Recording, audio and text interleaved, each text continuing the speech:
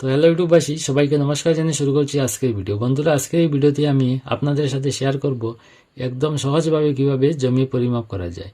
তো বন্ধুরা, এই ভিডিওটি না টেনে পুরো ভিডিও দেখবেন। আর চ্যানেলে যদি প্রথমবার আসেন তাহলে ভিডিওটিতে একটি লাইক দিয়ে চ্যানেলটি অবশ্যই সাবস্ক্রাইব করবেন। এবং এই হিসাবটি প্রত্যেকেরই জানা উচিত, কেননা জীবনে একবার হয়তো এই জমি পরিমাপের সম্মুখীন হতে পারেন। তো বন্ধুরা, এখানে একটি জমির এরিয়া আছে। তো এই জমিটির এরিয়া এখান থেকে এখান পর্যন্ত ভিতাদি মেপে পেলাম মনে করেন 190 ফুট। আবার অন্যদিকে দৈর্ঘ্য এখান থেকে এখান পর্যন্ত ভিতাদি মেপে পেলাম আমরা 180 ফুট। আবার এখান থেকে এখান পর্যন্ত ভিতাদি মেপে পেলাম আমরা 95 ফুট। আবার এখান থেকে এখান পর্যন্ত ভিতাদি মেপে পেলাম আমরা 85 ফুট। তো বন্ধুরা, এই জমিটির দৈর্ঘ্য একদিকে আছে 190 ফুট এবং অন্যদিকে দৈর্ঘ্য আছে 180 ফুট। এবং এই জমির প্রস্থ একদিকে আছে 95 ফুট এবং অন্যদিকে আছে 85 ফুট। তো প্রথমে আমরা এই জমিটির গড় একটি দৈর্ঘ্য বের করব এবং গড় একটি প্রস্থ বের করব। তারপর আমরা এই জমিটির ক্ষেত্রফল বের করে দেখব এখানে কত বিঘা, কত কাঠা, কত শতক জমি আছে। তো বন্ধুরা, এই চ্যানেলে যদি আপনারা প্রথমবার ভিজিট করে থাকেন তাহলে ভিডিওটিতে একটি লাইক দিয়ে চ্যানেলটি অবশ্যই সাবস্ক্রাইব করবেন এবং শেয়ার করে অন্যকে দেখার সুযোগ করে দেন।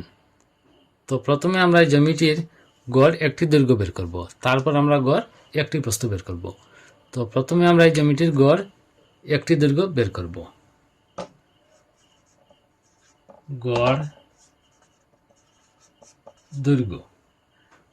দৈর্ঘ্য একদিকে পেলাম আমরা 190 ফুট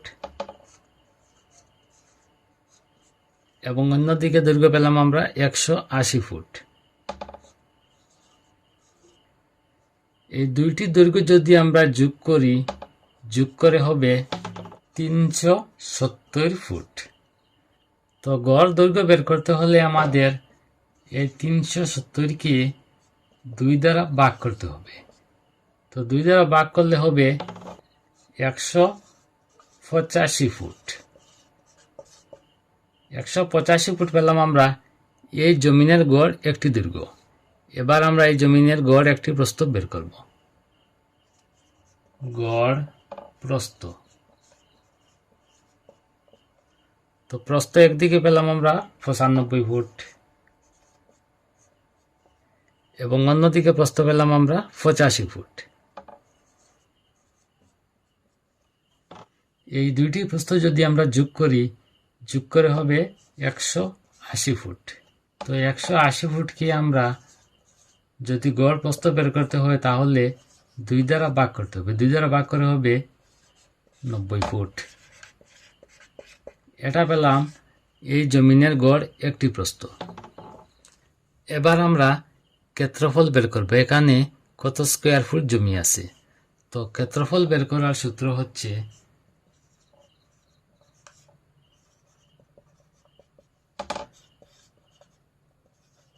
দৈর্ঘ্য পূরণ প্রস্থ। তো এই জমিনের গড় দৈর্ঘ্য পেলাম আমরা 185 ফুট আর এই জমিনের গড় প্রস্থ পেলাম আমরা 90 ফুট।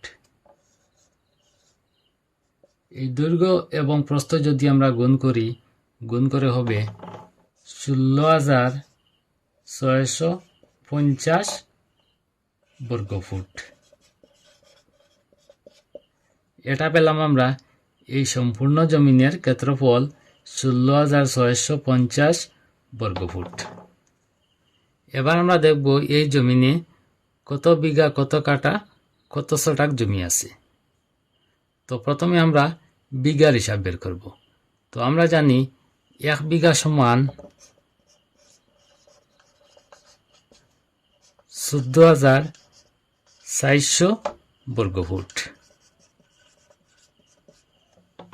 তো প্রথমে আমরা এই 16,650 বর্গ ফুটকে আমরা 1 বিঘা জমির বর্গ ফুট দিয়ে ভাগ করব।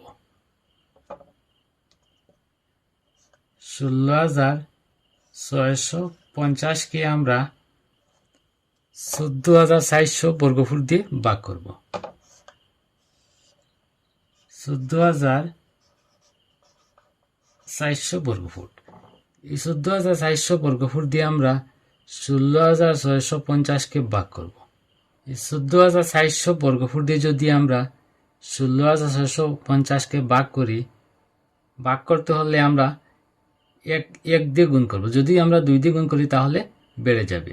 তো 1 দিয়ে গুণ করলে হবে 14,400। তাহলে এখানে অবশিষ্ট থাকবে। যদি এই সংখ্যাটি আমরা মাইনাস করি, মাইনাস করার পর হবে 2250। তো আমরা বিঘার হিসাব বের করে নিলাম, বিঘা পেলাম 1 বিঘা। এবার আমরা কাটার হিসাব বের করব। তো কাটা হিসাব বের করতে হলে আমাদের জানতে হবে 1 কাটা সমান 720 বর্গফুট।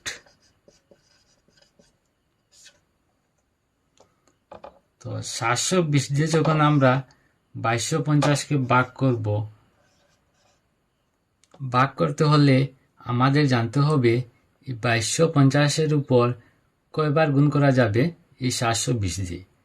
তো 720-কে আমরা যদি 3 দিয়ে গুণ করি, গুণ করে হবে 2160। তো 2250 থেকে যদি আমরা 2160-কে মাইনাস করি, মাইনাস করে হবে 90 বর্গফুট। তো এখানে পেলাম আমরা 3 কাটা। তো বিঘার কাটার হিসাব আমরা বের করে নিলাম। এবার আমরা ছটাকের হিসাব বের করব। তো ছটাকের হিসাব বের করতে হলে আমাদের জানতে হবে 1 ছটাক সমান 45 বর্গফুট। তো 45 দিয়ে যখন আমরা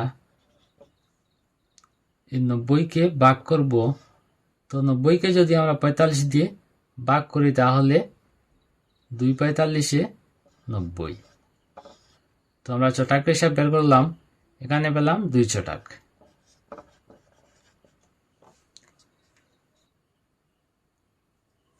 তো এই সম্পূর্ণ জমিতে পেলাম আমরা 1 বিঘা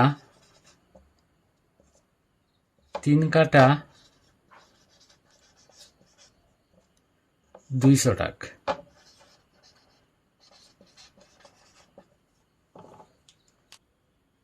তো বন্ধুরা, এইভাবে আপনারা জমি পরিমাপ করবেন একদম সহজভাবে। তো বন্ধুরা, ভিডিওটি কেমন হলো না হলো কমেন্টের মাধ্যমে অবশ্যই জানাবেন। ধন্যবাদ।